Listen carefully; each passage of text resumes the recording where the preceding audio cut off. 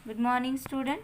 आज हम देखते हैं कक्षा 9वीं का 7वां पाठ डॉक्टर का अपहरण। इस पाठ के लेखक है हरिकृष्ण देवसरे। डॉक्टर का अपहरण, इस पाठ के लेखक का जीवन परिचय हम जान लेते हैं। डॉक्टर हरिकृष्ण देवसरे का जन्म इंदिरापुरम गाजियाबाद उत्तर प्रदेश में हुआ था। वे एक बाल प्रतिष्ठित साहित्यकार थे। उन्होंने अपनी कलम से जो कुछ लिखा वह सब कुछ बच्चों के लिए ही लिखा है।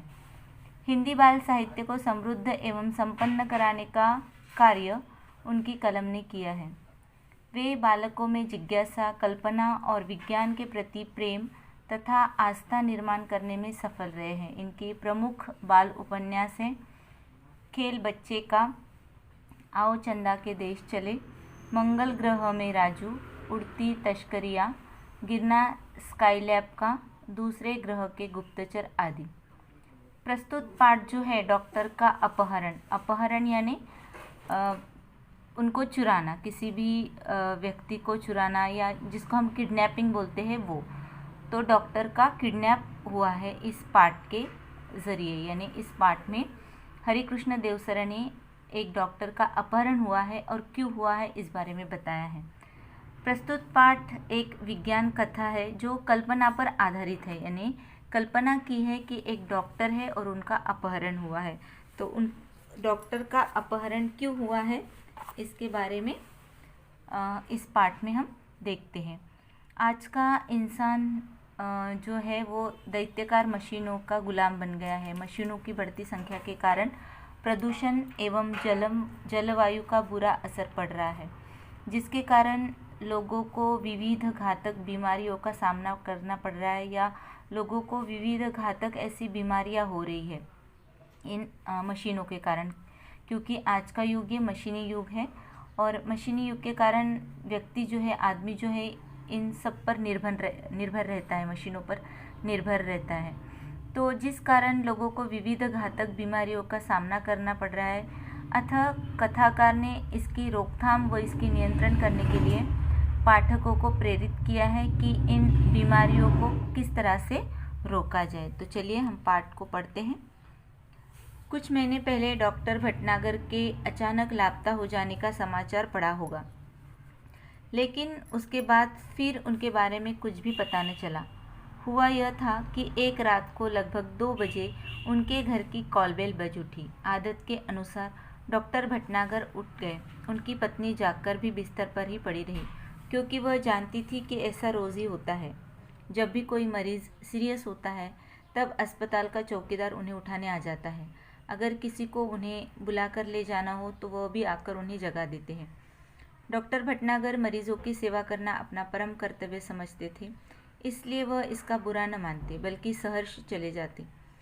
कोई उन्हें फीस दे या न दे, उसकी उन्हें कभी चिंता न थी। उस रात भी वह उठे और गाउन पहने ही दवाइयों का बैग लेकर चल गए। आमतौर से होता यह है कि 1-2 घंटे में वो लौट आते थे या फिर सवेरा होते होते तो अवश्य ही आ जाते, क्योंकि उन्हें अस्पताल समय से पहुंचने की आदत थी। तो प्रस्तुत पाठ में डॉक्टर भटनागर का जिक्र किया है कि एक दिन समाचार पत्र में डॉक्टर भटनागर के गायब होने की खबर छपी थी। लापता होना यानी गायब होना। तो लापता होने की खबर छपी थी यानी जिसका कोई पता न चले या गायब। समाचार यानी खबर। तो जब एक दिन अखबार में डॉक्टर भटनागर के गायब होने की खबर आई तो किसी को कुछ समझ में नहीं आया कि क्या हुआ। लेकिन उसके बाद कुछ भी पता न चला। हुआ यूँ था कि एक रात को लगभग 2 बजे डॉक्टर के घर की कॉल बेल बज उठी थी और आदत के अनुसार डॉक्टर भटनागर उठ गए थे। उनकी पत्नी को पता था कि जब भी कोई मरीज़ सीरियस होता है तो अस्पताल का चौकीदार उन्हें उठाने आ जाता है या फिर कोई उनको बुलाने के लिए आता है, क्योंकि वो डॉक्टर थे और मरीज़ों की सेवा करना अपना परम कर्तव्य समझते थे।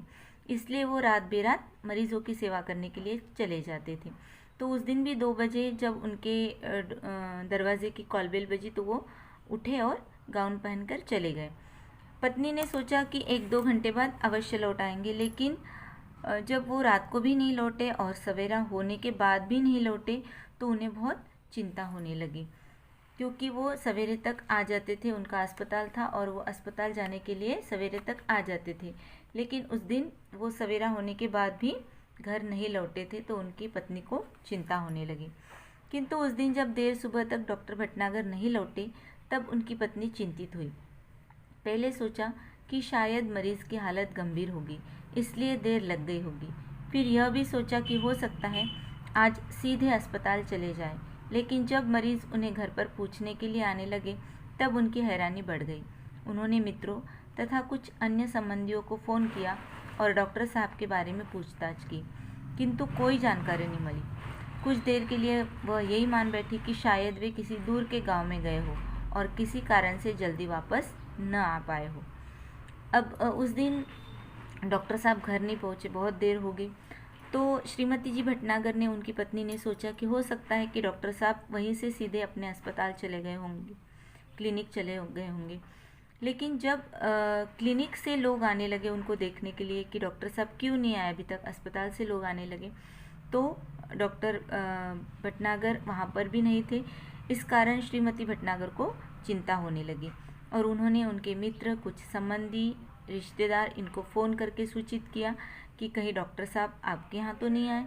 लेकिन डॉक्टर साहब का कहीं भी पता नहीं चला। फिर कुछ देर वो यह मान बैठी कि शायद कहीं दूर का गाँव होगा और डॉक्टर साहब को आने के लिए बहुत समय लग गया होगा, तो वो देर से आएंगे। तो यही सोच विचार करके वो थोड़ी शांत रह गई। शाम तक भी जब डॉक्टर भटनागर नहीं लौटे, तब उन्होंने पुलिस स्टेशन को फ़ोन किया। डॉक्टर भटनागर का इस तरह गायब हो जाना पुलिस के लिए भी हैरानी का कारण बन गया। चारों ओर खोज शुरू हो गई। वायरलेस से संदेश भेज दिए गए। डॉक्टर भटनागर के गायब होने का समाचार बिजली की तरह शहर भर में फैल गया। उनकी पत्नी खोज के लिए केवल इतना ही सूत्र दे सकी कि डॉक्टर साहब अपनी कार में नहीं गए। उन्हें लेने के लिए कोई गाड़ी आई थी, जिसके बड़े पहिए के निशान उन्होंने सवेरे घर के बाहर सड़क और फुटपाथ पर देखे थे। तो डॉक्टर साहब देर तक नहीं आए। श्रीमती भटनागर बहुत चिंतित हो गई थी, लेकिन एक आशा थी उनके मन में कि शायद डॉक्टर साहब कहीं दूर के गांव में गए होंगे और किसी कारणवश जल्दी ना आ पाए होंगे, तो वो देर रात लौट आएंगे। लेकिन शाम हो गई, रात हो गई, लेकिन डॉक्टर भटनागर नहीं लौटे। तब उन्होंने पुलिस स्टेशन में इसके लिए फ़ोन किया। डॉक्टर भटनागर एक बहुत ही प्रतिष्ठित आदमी थे, तो उनका इस तरह से गायब हो जाना पुलिस के लिए भी हैरानी का कारण बन गया था। हैरानी यानी परेशानी। तो पुलिस के लिए भी परेशानी का कारण था या आश्चर्य का कारण था कि डॉक्टर भटनागर आखिर गए कहाँ। उनकी पत्नी ने खोजबीन के लिए सिर्फ इतना ही बताया कि डॉक्टर साहब अपनी गाड़ी से नहीं गए थे। उनको लेने के लिए कोई गाड़ी आई थी, जिसके पहियों के निशान उनके आंगन पर और फुटपाथ पर भी देखे जा सकते थे। यानी उनको लेने के लिए कोई गाड़ी आई थी, जिसके टायर के निशान उनके आंगन पर, उनके आंगन में और बाहर फुटपाथ पर देखे जा सकते थे या उन्होंने देखे थे। जाहिर था कि डॉक्टर साहब किसी ट्रक या बस में गए थे। यानी जो पहिए के निशान थे वो बहुत बड़े बड़े थे। तो जाहिर सी बात है कि डॉक्टर साहब जो जिस वाहन से गए थे वो या तो ट्रक था या बस थी। मोहल्ले वालों से भी पूछताछ करने पर कोई जानकारी न मिली। फिर भी पुलिस ने वायरलेस से यह सूचना जारी की कि कहीं कोई एक्सीडेंट के बारे में जानकारी मिले तो तुरंत सूचना दी जाए। अब डॉक्टर साहब की पूछताछ के लिए मोहल्ले वालों से भी पूछताछ की गई, लेकिन मोहल्ले वालों से भी कोई जानकारी नहीं मिली। आखिर में पुलिस ने वायरलेस से यानी मोबाइल फ़ोन से या जो साधन उपलब्ध रहता है उससे एक दूसरे से जानकारी हासिल की या सूचना दी कि अगर कोई एक्सीडेंट होता है तो इसकी भी जानकारी पुलिस को तुरंत दी जाए। कई दिन बीत गए, कोई सूचना नहीं मिली। चूँकि डॉक्टर भटनागर का कोई शत्रु भी न था, इसलिए यह शंका करना व्यर्थ था कि उनकी हत्या कर दी गई होगी। पुलिस अब केवल 2 ही सूत्र पर विचार कर रही थी। एक यह कि गुंडों ने उनका अपहरण कर लिया हो, उनको छिपा लिया हो और उनकी पत्नी से मोटी रकम की मांग करे।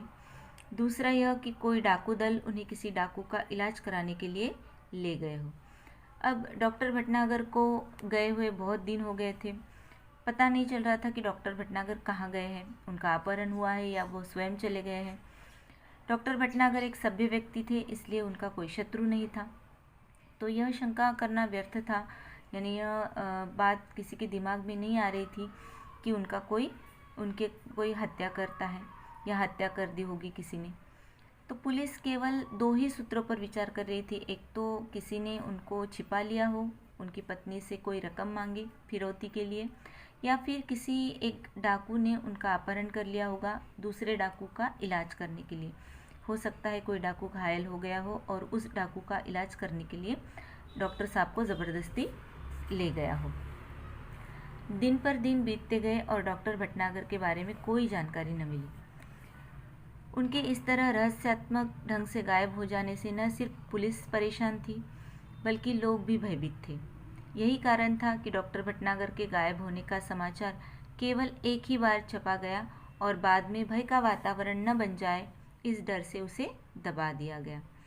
अब बहुत दिन बीत गए, डॉक्टर भटनागर के बारे में कोई जानकारी नहीं मिल रही थी। डॉक्टर भटनागर रहस्यात्मक ढंग से गायब हो गए थे।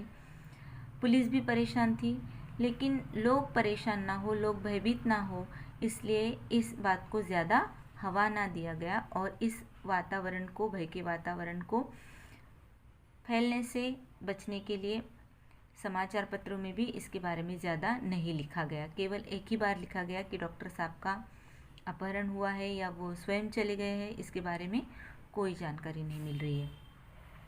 धीरे धीरे कई महीने बीत गए। श्रीमती भटनागर निराश हो चुकी थी। उनकी हालत पागलों जैसी हो गई थी। हर रोज़ सुबह उठती और दरवाजे पर आकर खड़ी हो जाती, जैसे वह डॉक्टर भटनागर के आने की प्रतीक्षा कर रही हो। अब बहुत दिन होने के बाद श्रीमती भटनागर की हालत भी बहुत नाजुक हो गई थी। वो बहुत परेशान रहने लगी थी, निराश हो चुकी थी और उनकी हालत भी पागलों जैसी थी, क्योंकि उनके कोई लड़का बच्चा नहीं थे, केवल डॉक्टर भटनागर और श्रीमती भटनागर ही रहते थे।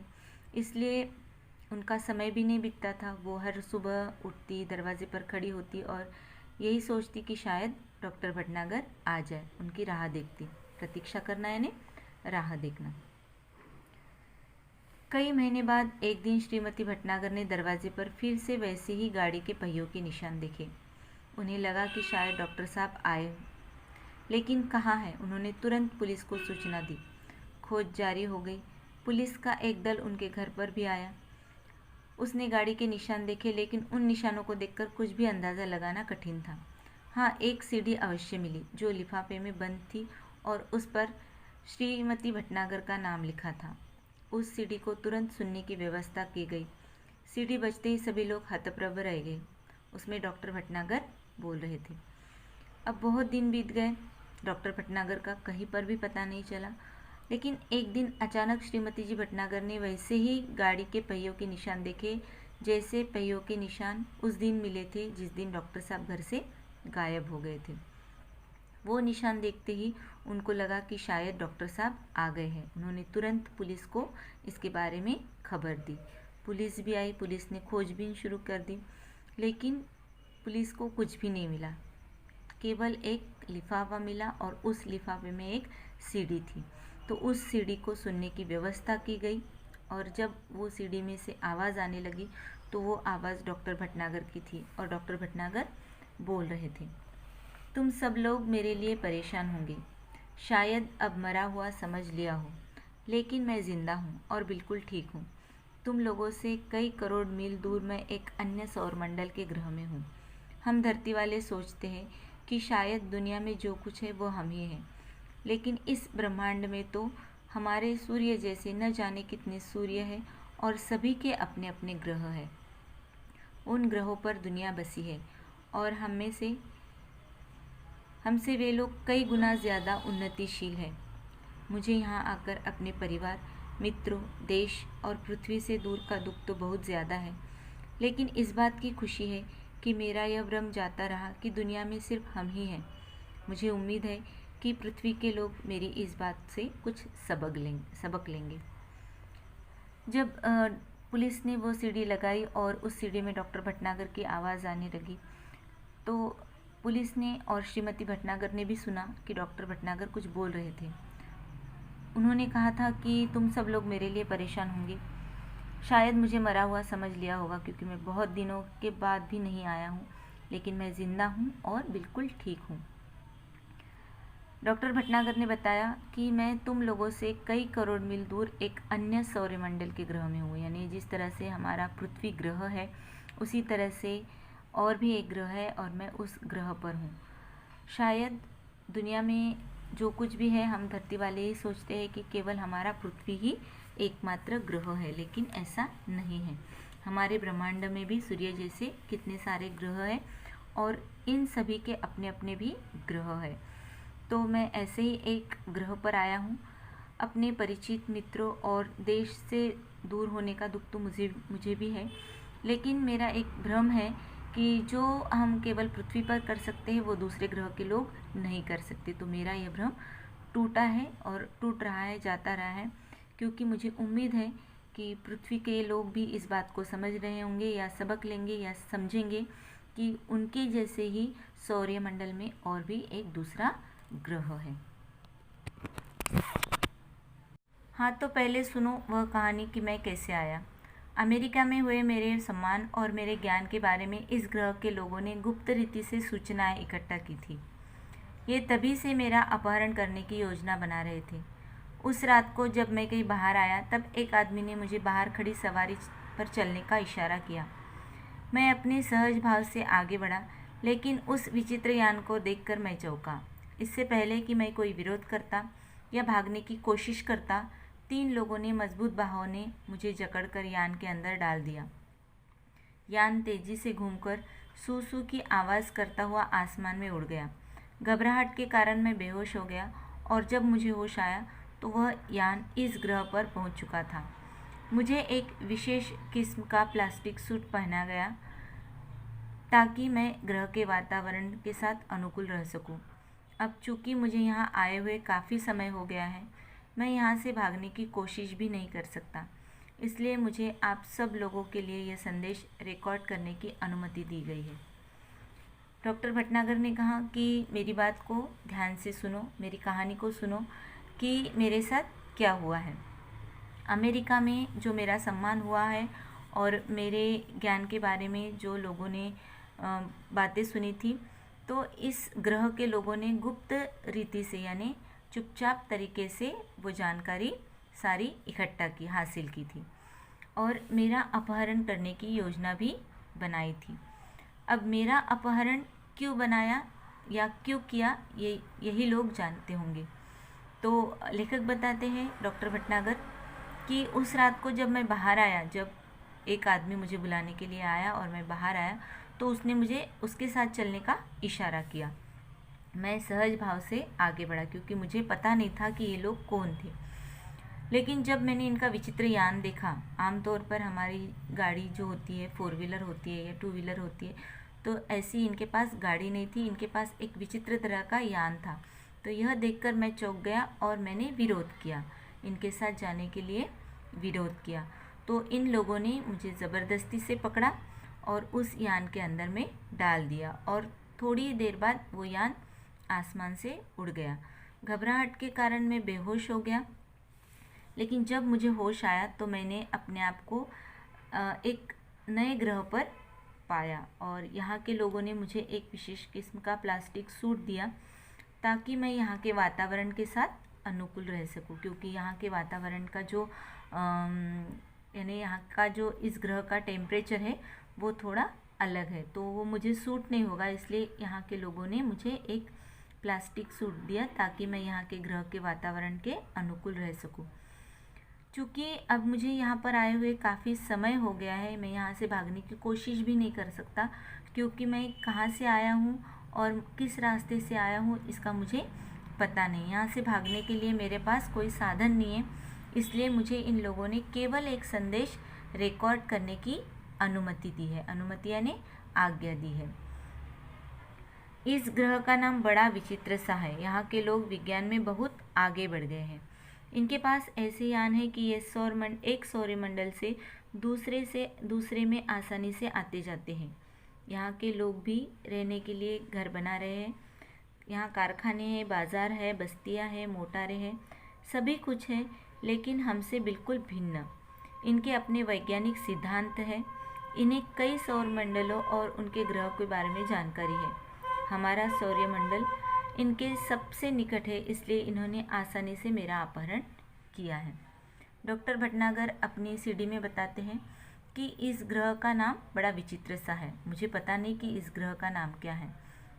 यहाँ के लोग विज्ञान में बहुत आगे बढ़ चुके हैं, यानी यहाँ के लोगों ने विज्ञान में बहुत तरक्की कर ली है।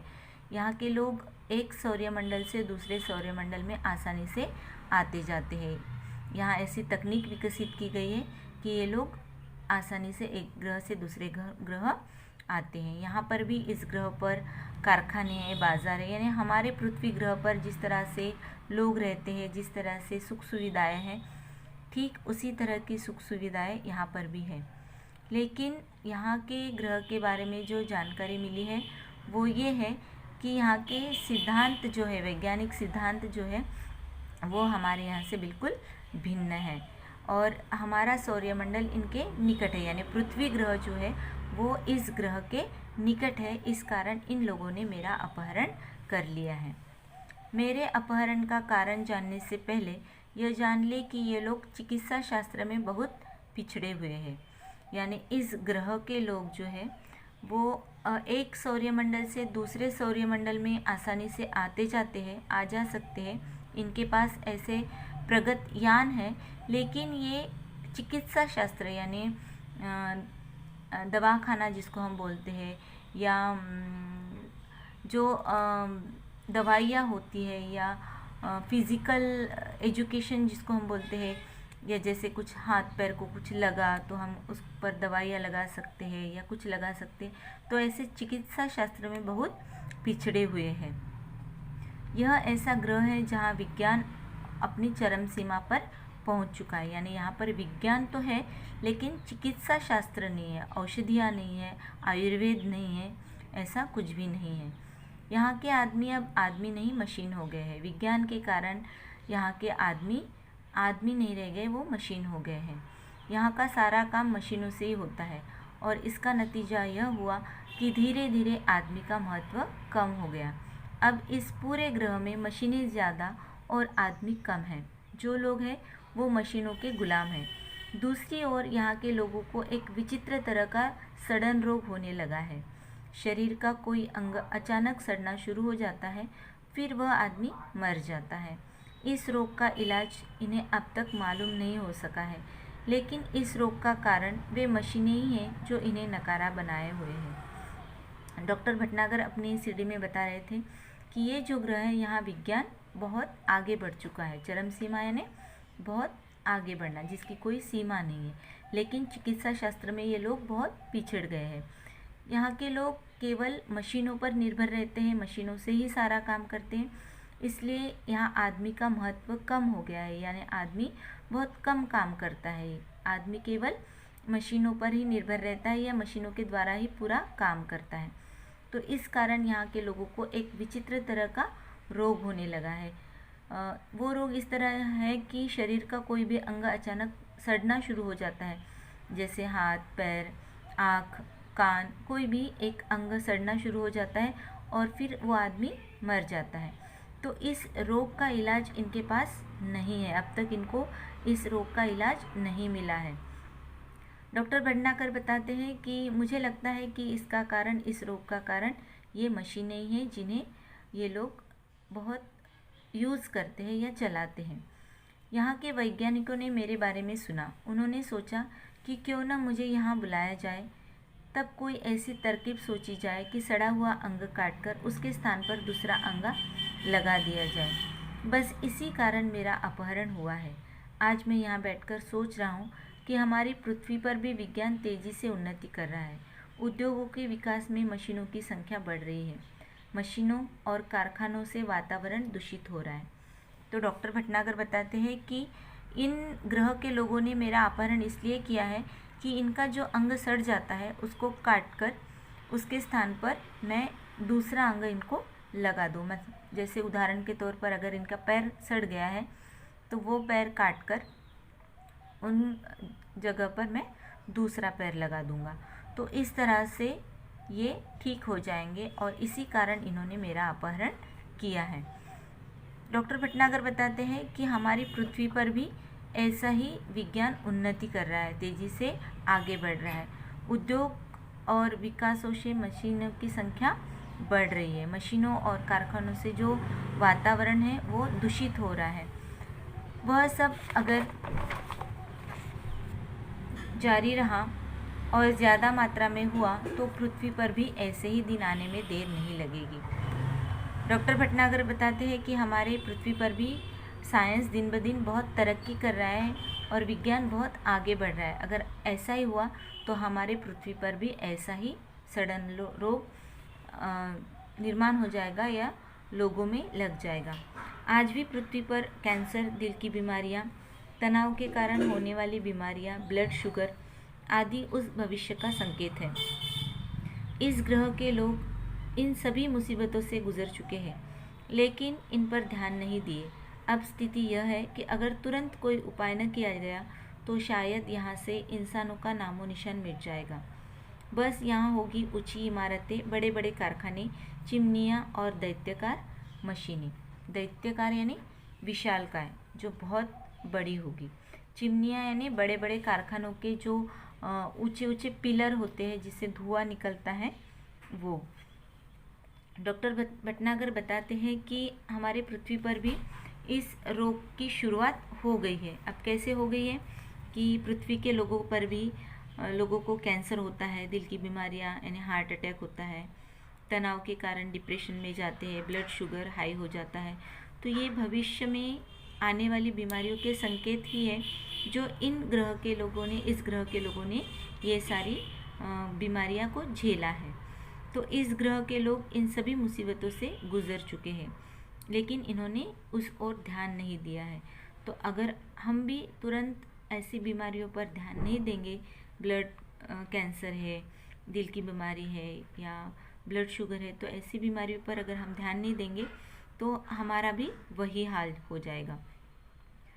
डॉक्टर भटनागर बताते हैं कि यहाँ पर इंसान का नामो निशान मिट जाएगा अगर ऐसे ही सडन रोग रहा और यहाँ पर केवल ऊंची ऊंची इमारतें और बड़े बड़े कारखाने तथा दैत्याकार मशीनें ही रहेगी। आप सोच रहे होंगे कि जो देश विज्ञान में इतना आगे बढ़ चुका है वह चिकित्सा शास्त्र में इतना पीछे कैसे रह गया। इसका कारण यह है कि यहाँ के निवासियों का शरीर बहुत मजबूत होता है। उनकी ऊपरी चमड़ी मोटे प्लास्टिक जैसे पदार्थ की बनी होती है। इस पर हवा, पानी का या मिट्टी का कोई असर नहीं होता। हाँ, जब ये बच्चे रहते हैं तब अवश्य यह चमड़ी नरम रहती है, लेकिन बाद में धीरे धीरे वह सख्त हो जाती है। यह सब यहाँ की जलवायु का प्रभाव है। यहाँ लोग बीमार नहीं पड़ते, इसलिए चिकित्सा शास्त्र की यहाँ ज़रूरत नहीं पड़ती। और जब किसी चीज़ की ज़रूरत न हो तो भला उसके बारे में कैसे कोई सोच सकता है। इसी कारण ये लोग चिकित्सा शास्त्र में पीछे रह गए, किंतु अब इन पर मुसीबत आ गई है। डॉक्टर भटनागर बताते हैं कि इस ग्रह में, यानी जिस ग्रह के लोगों ने उनका अपहरण किया है, उस ग्रह के लोगों के शरीर जो है बहुत मजबूत हो गए हैं।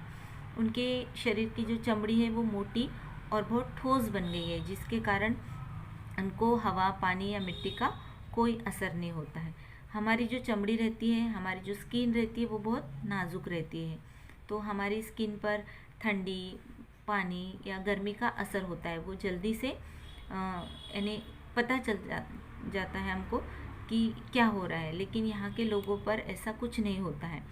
यहाँ के लोगों की चमड़ी बहुत मोटी हो गई है, तो इस कारण हवा, पानी या जो भी है, मिट्टी, इसका असर नहीं होता है। तो यहाँ के लोग बीमार भी नहीं होते हैं। इस कारण ये लोग बीमार भी नहीं होते, और बीमार नहीं होते तो उनको डॉक्टर की आवश्यकता नहीं होती। डॉक्टर की आवश्यकता ना होने के कारण ये लोग चिकित्सा शास्त्र में पीछे रह गए। लेकिन अब मुसीबत आ गई है। मैंने सड़न रोग का अध्ययन कर लिया है और इनके शरीर की बनावट का भी, किंतु समस्या यह है कि पृथ्वी के चिकित्सा सिद्धांतों को यहाँ लागू नहीं किया जा सकता। फिर भी कोशिश कर रहा हूँ। इस घातक रोग के इलाज के लिए दवाइयाँ बनाना है। अंग प्रत्यारोपण के लिए दवाएं तथा आवश्यक साज सामान बनवाना है। ये काम अकेले मेरे लिए कर पाना संभव नहीं।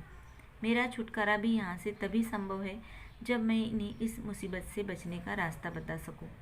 इसलिए अब ये लोग योजना बना रहे हैं कि मेरी सहायता के लिए पृथ्वी से कुछ और वैज्ञानिकों और डॉक्टरों को लाया जाए। मैं उनकी बात से सहमत नहीं हूँ। मैं तो चाहता हूँ कि ये लोग स्वयं ही सारी बातें सीख लें और अपना इलाज अपने आप करें, किंतु उसके लिए ये अभी तैयार नहीं है। यही कारण है कि अब यह बात गुप्त रखी जा रही है कि पृथ्वी से कब और कितने डॉक्टरों और वैज्ञानिकों का अपहरण करके इन्हें यहाँ लाया जाए। डॉक्टर भटनागर बताते हैं कि मैंने यहाँ के ग्रह के लोगों का अध्ययन कर लिया है, इनके शरीर की बनावट का अध्ययन कर लिया है, और मैं जानता हूँ कि इनकी समस्या सुलझाना अकेले मेरे बस का काम नहीं है। अंग प्रत्यारोपण यानी एक अंग को काटकर उसकी जगह पर दूसरा अंग लगाना, दवाइयाँ, ये सारा साजो सामान यहाँ पर मेरे लिए बनाना असंभव है। तो मैं यहाँ से जा भी नहीं सकता और इनके लिए ये सारा सामान अकेले बना भी नहीं सकता। तो इसीलिए यहाँ के लोगों ने एक योजना बनाई है कि मेरी सहायता के लिए, मेरी मदद के लिए पृथ्वी से कुछ वैज्ञानिक और डॉक्टरों का अपहरण कर लिया जाए। लेकिन मैं इनकी इस बात से सहमत नहीं हूँ। इसलिए ये यहाँ के लोग ये बात गुप्त रखे हुए हैं कि कब पृथ्वी से और कितने डॉक्टर और वैज्ञानिकों का अपहरण करके यहाँ लाना है। जो भी हो, अब अगर मैं सही सलामत वापस पृथ्वी पर आना चाहूँ तो इनकी इच्छा के अनुसार ही आ सकूँगा या आ सकता हूँ। इसलिए इनसे विरोध मोल लेना ठीक न होगा। फिलहाल यह कहना कठिन है कि मैं कब आ सकूँगा। आप लोग घबराए नहीं, मुझे यहाँ कोई कष्ट नहीं है। बस मेरे आने तक आप यही समझें कि मैं इस समय विदेशी यात्रा पर हूँ। डॉक्टर भटनागर के इस रिकॉर्ड किए संदेश को सुनकर सभी चकित थे। कितना बड़ा रहस्योद्घाटन भी हुआ था, आज के लिए और भविष्य के लिए भी। तो डॉक्टर भटनागर ने कहा कि मैं इस ग्रह पर सही सलामत हूँ, मेरी चिंता ना करें। लेकिन जब तक मैं इन लोगों का इलाज नहीं कर सकता, इनके लिए कोई दवाइयाँ निर्माण नहीं कर सकता, मेरा यहाँ से आना असंभव है। लेकिन आप घबराए नहीं, मैं सही सलामत हूँ और बस यही समझें कि मैं इस समय विदेश यात्रा पर हूँ। तो डॉक्टर भटनागर के इस संदेश को सुनकर सभी चकित रह गए थे कि हो न हो हमारे पृथ्वी पर भी ऐसी ही समस्या ना निर्माण हो। तो बच्चों, ये था हमारा आज का पाठ, डॉक्टर भटनागर का अपहरण यानी डॉक्टर का अपहरण। तो आपने इस पाठ से ये सीखा कि हम भी विज्ञान की ओर बहुत आगे बढ़ चुके हैं। विज्ञान के सिवा हमारा कुछ यानी काम नहीं चलता। हम हर समय विज्ञान, मशीनें, कारखाने, इनमें घिरे रहते हैं। गैजेट्स आ गए हैं आज, मोबाइल फ़ोन, कैलकुलेटर या लैपटॉप, तो हम उन गैजेट्स में भी फंसे रहते हैं। तो इस कारण मनुष्य की कीमत जो है कम हो रही है। हमारे पृथ्वी पर भी मनुष्य की कीमत कम हो रही है। मनुष्य एक दूसरे की सहायता करना छोड़ रहा है। तो लेखक बताते हैं कि हमें इन पर रोकथाम करना चाहिए, मशीनों पर, और अपने आप पर भी नियंत्रण रखना चाहिए। हमें घातक बीमारियों से नहीं गुजरना है। जितना हो सके हमें कुदरती चीज़ों का सहारा लेना है। मशीनों से थोड़ी दूरी बनाए रखनी है। हालांकि मशीनें तो बहुत ज़रूरी होती है, लेकिन ज़रूरत से ज़्यादा मशीनों के कारण प्रदूषण एवं जलवायु पर बुरा असर पड़ता है, और जिसका असर हमारे जीवन पर भी पड़ता है, और इस तरह से हमें भी घातक बीमारियां हो सकती है या उसका सामना हमें करना पड़ता है। तो इस तरह से हमारा ये पाठ है और हमने इस पाठ से ये सब सीखी है।